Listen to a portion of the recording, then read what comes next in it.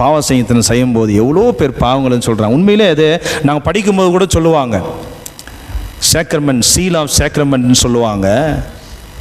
படிக்கும்போது இந்த பாவ சங்கீதனை பற்றி கிளாஸ் எடுக்கும்போது சொல்லுவாங்க, பாவ சங்கீதனத்தில் ஒருத்தர் வந்து சொல்கிறத யாரும் சொல்லக்கூடாது, சொல்கிறது தப்பு, அது மாதிரி தப்பாயிடும், அதெல்லாம் சொல்லக்கூடாது. ஆனால் பாரு, கடவுள் ஒருத்தர் சொன்ன பாவத்தை திரும்பி உன் மனசில் வராத மாதிரி ஆக்கிடுவார் பாரு. அது உண்மைதான், அது உண்மைதான். ஒரு 5 வருஷத்துக்கு முன்னாடி எனக்கு பாங்கட்ட பாவம் செய்யணும் திரும்பி வந்தா, அன்றைக்கி இவங்க பாவத்தை இது சொன்னாங்கல்ல, உண்மையில நான் சொல்கிறேன், அது கடவுளுடைய ஆசீர்வாதம் தான். சாமியார்களுக்கு அப்படிப்பட்ட மறதி கடவுள் கொடுக்குறார், வரத்தை கொடுக்குறார். என்ன சொல்கிற பாவத்தை மறந்து போகிற கடவுள் சொல்கிற மாதிரி இல்லை. நம்ம அதுக்கு எதிர்பாதமா குருக்கள்லாம் சொல்கிற பாவத்துக்கு ஏற்ற மாதிரி மனுஷங்களை ஒருவத்தையும் நடத்தி இருந்தாங்கன்னா எங்கே போய் நிற்கும்? உலகம் தாங்குமா? இல்லை திரும்பி வந்து பாவ சங்கீதத்தில் செய்வாங்களா? இன்றைக்கும் பாவ சங்கீதத்து மேலே இவ்வளவு விசுவாசம், நம்பிக்கை கத்தோலிக்க திருச்சபையில் இருக்குமா? இருக்காது. கடவுளுக்கு கொடுத்த மிகப்பெரிய வரம் இது.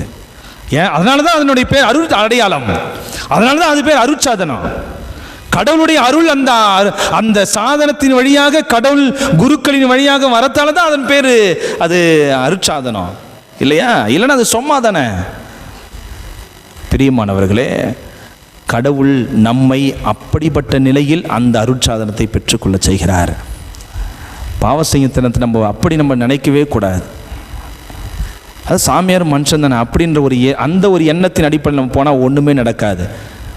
அங்கே இருப்பவர் கிறிஸ்துவின் பிரதிநிதி, அங்கே இருப்பவர் கிறிஸ்துவினுடைய நிலைப்பாட்டில் இருந்து நம்மை மன்னிக்கிறார். சாமியார் தான் சொல்றார், தந்தை மகன் தூய ஆவியரின் பெயரால் உன் பாவங்களை நான் மன்னிக்கிறேன்.